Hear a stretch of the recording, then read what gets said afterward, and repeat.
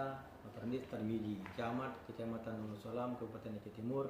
Dengan ini saya menghimbau kepada seluruh masyarakat Kecamatan Wonosalam untuk patuh dan melaksanakan perintah dari pimpinan daerah dan pimpinan pusat serta maklumat Kapolri dalam hal melaksanakan kegiatan selama ini.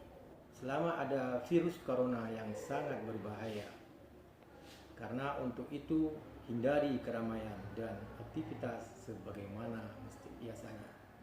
Selama ada virus corona yang sangat berbahaya, maka untuk itu hindari keramaian dan aktivitas sebagaimana biasanya. Untuk menjaga virus tersebut tidak menyebar ke tempat kita. Mohon atas kesadaran dan kedukungan kita bersama untuk melaksanakan sesuai perintah dari pimpinan daerah dan pimpinan pusat serta maklumat Kapolri. Demikian himbauan ini saya sampaikan untuk dilaksanakan sebagaimana mestinya. Assalamualaikum warahmatullahi wabarakatuh.